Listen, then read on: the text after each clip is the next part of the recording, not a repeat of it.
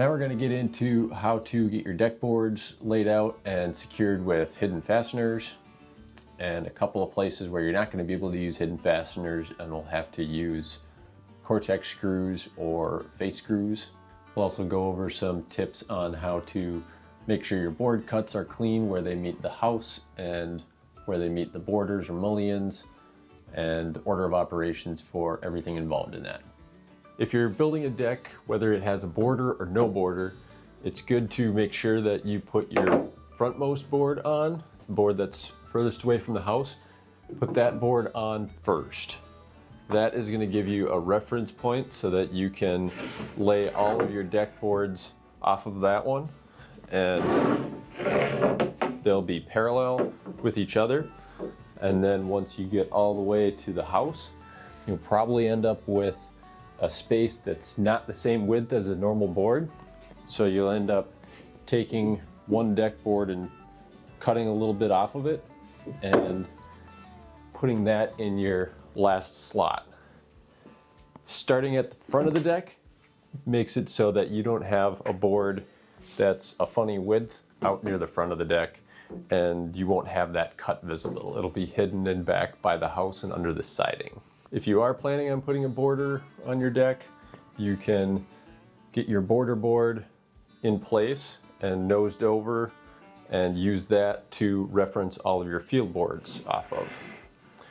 You don't have to get it cut yet, but you do at least want to have something in place that's the right width so that you can get these all lined up. Once these are lined up, you can fasten them in place. And then once they're fastened, remove your border board and then snap a line and cut the ends of all your field boards. And what that does is that makes a spot for the border board to go where all of these cut ends are even with each other. That makes a nice clean seam between the field boards and the border board that can allow for a little bit of expansion and contraction, and you'll get a cleaner look and it will all be lined up. Your boards won't be staggered because your cuts varied a little bit. You can make that trim cut with a regular circular saw. You just have to set the depth to be at 1 inch, and then it will only cut through those deck boards. It might nick your framing a little bit, but not a huge deal. You can put joist tape back over that if you need to. As you're cutting with your circular saw, you may notice that there's not a whole lot of room to get all the way to the edge of the board that's right at the house. So I always leave that one loose. You can trim that one separately as it's away from the house and then install it in place afterwards. Random seaming decks like this works okay if you're using wood decking, but with composite decking, you can't clean up the edges. They sometimes expand and contract a little more, and if you're spending all the money on expensive decking, it's good to just lay out your decking so that all your seams are either against a mullion or a border. That way all your gaps are consistent, they're not floated all over in different places on the deck, and it also makes fastening a little easier. You can just do Cortex along the edge of your border and hidden fasteners in the middle. You also save on a lot of scrap. You don't end up throwing away parts of the board where it doesn't land over a joist. So it's a little more efficient to lay it out. You know, if you have a 20-foot wide deck, get 20-foot long decking. If you have an 18-foot wide deck, get 16-foot decking and add a double border on either side, and you're still not throwing away any decking. So I am going to get started on this deck by clamping my first board in place.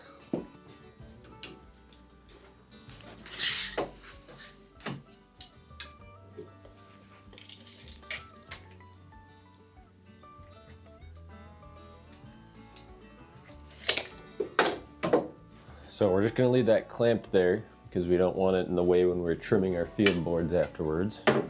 So this first board we're going to fasten with hidden fasteners that go into the groove. But since this front board is a border board, with no groove in it, we can't put a hidden fastener on that side. It won't go into the side of this board. So we're gonna fasten the first edge of the first groove board with Cortex screws and plugs. Most hidden fasteners have a space of 3/16, and this nail is pretty close to 3/16, so I'm going to use that to set my spacing. So using Cortex screws is a little easier on PVC than it is on composite. Since this is TimberTech Legacy composite decking, I'm going to need to pre-drill all the holes for any Cortex screws. The material is denser, so I don't want it to bulge at each hole, so that's what pre-drilling is for. So I'm just going to pre-drill it through the board, but not into the joist.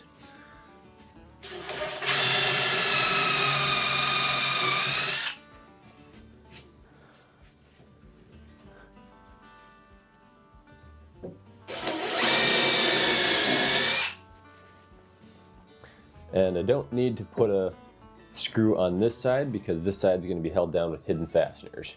On these outside joists, I do want to get a fastener in there, but I don't want it to be in a spot where it's going to get cut off by my trim cut on the ends. So I'm going to get that in.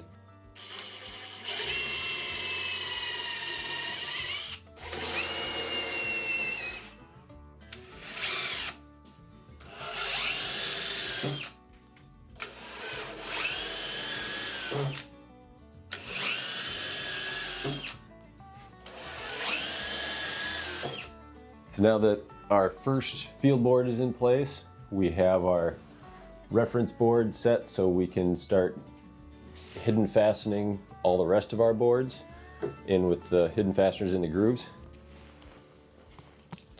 So I have a drill here with a square 1 bit on it, Concealoc clip, screw to drive that in. You don't have to use the screw version of this. You can also get a version that works with the Tiger Claw gun.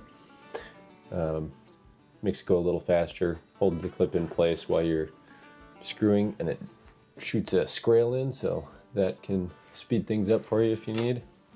These hidden fasteners go in with this forked end in first, and they may take a little pressure to angle it down, but then once you get that in place, the screw goes right in the hole. Make sure the screw is over the joist.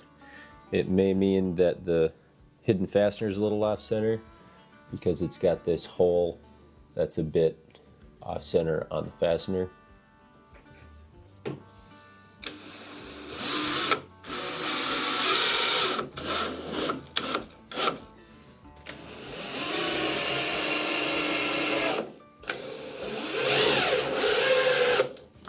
Now that we have our first board on, our next board will slide onto those hidden fasteners.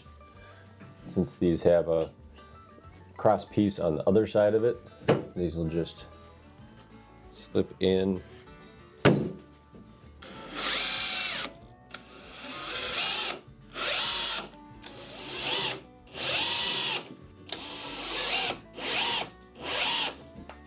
For hidden fasteners like Camo Clips, you are going to need to put all the boards and the hidden fasteners in place before you screw anything down. So you'd get all your fasteners set between them over the joists, and once they are all lined up and all the boards are in place all the way down, you can do a little bit of micro adjusting if you need to, maybe to straighten some boards out, and then you screw them down after the fact, because these fasteners need to have the board in place on both sides of the fastener. But since we're working with Concealocs, they're get your board in place, put your fastener on, do the next board. You're doing boards one at a time.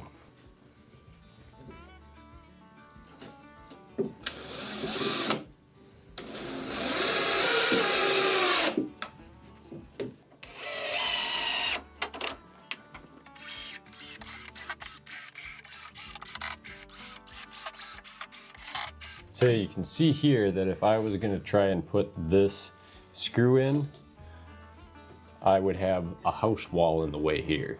I wouldn't be able to put my drill right here to fasten that in.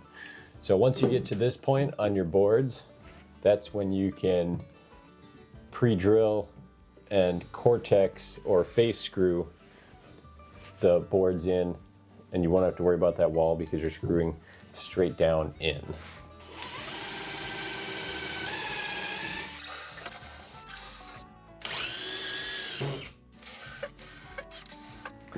So now that we're to this last spot where we need to get a board in, you can see that this spot is a little too narrow to fit a deck board in, so we're gonna have to trim this board to fit in that space.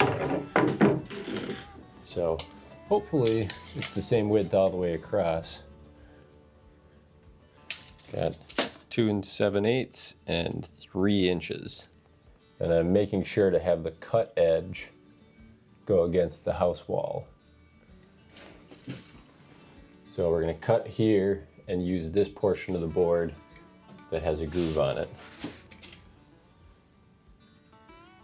If you have siding that hangs down and sits out pretty far and is going to cover the cut board pretty well, you could not worry about that extra 1/8 inch, but if you have like a 1/2 inch difference, you're probably going to want to try and cut your board at an angle. And you can measure your board width the same way we did here, but instead of it being a perfectly parallel strip you can run on a table saw easily, you'll end up needing to do a chalk line at an angle, snap the line, and run it through the table saw by hand. It's easiest to do with another person. Now that our house rip is cut to the right size and mostly ready to install, we're going to get our board ends trimmed, these field boards trimmed, and our border in place, and then this rip can get trimmed to length and dropped in place after that. So we'll move on to that next.